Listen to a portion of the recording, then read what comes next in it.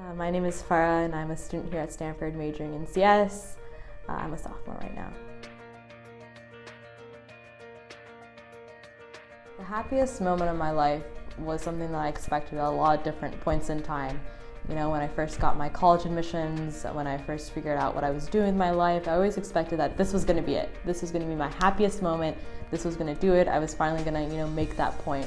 But every single time that happened, I kind of realized that I never felt that happiness. It never came to me immediately. When I read an acceptance letter or I read something like that, I was like, oh, that's really cool. Like, I'm glad this happened, but I'm not overwhelmed with joy. And then I realized that, one of the happiest moments I've had has just been sitting around with friends and realizing that I can connect to someone and they can connect to me and they understand me. And that's when I feel kind of my heart fill up with joy and I feel warm inside because I finally understand, I can understand another person. It's kind of amazing.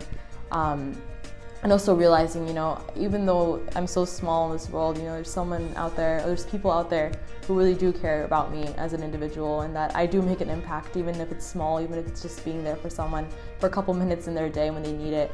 I realized that those small things those seemingly small things are really what kind of make up the happiest moments of my life. It's never been the next what the next thing I get into is, or whether I get that job or whether I get those grades. Like, all those feelings kind of pass. But the thing that stayed is like the healthy relationships I've made with my friends.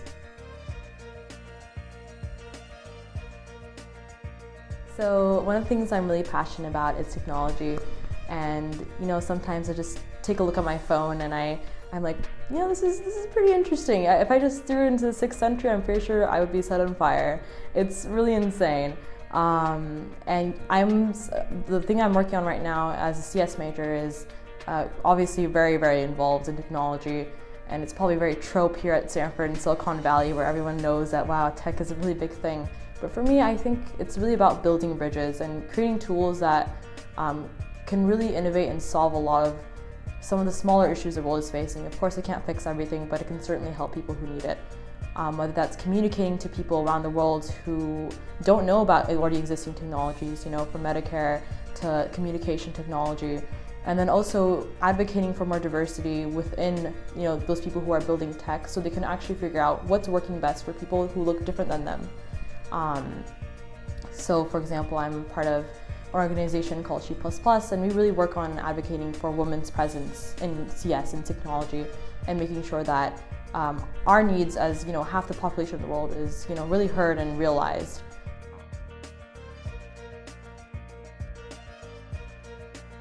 One of the greatest struggles that I've been going through lately, I feel like, has been these past few years. I've been really focused on my material self. I've been looking, what's the best way to create my career? What's the best way? How do I maintain my grades? And I feel like it's never really been enough for me, no matter whatever level I've gotten to. So this year I've kind of realized that what I really want to work on, one of my greatest struggles, is kind of building my character as a human person. Moving beyond those material things that we use to define us and focusing on how I interact with other people, how I interact with my dean, how I interact with myself, and how I treat myself. Because I found that when I kind of step away from the negativity and the cynicism, things that surround me, I've become a happier person. I've become someone who's actually growing versus, just maintaining A, B, C, whatever grades, I feel like I've gotten more growth than I have these past couple of years, but it's been a really difficult journey because I don't think I've realized, how much effort it takes to really keep your personality in check, to keep yourself in check. It's so easy for us to judge each other. It's almost like, it's our first instinct.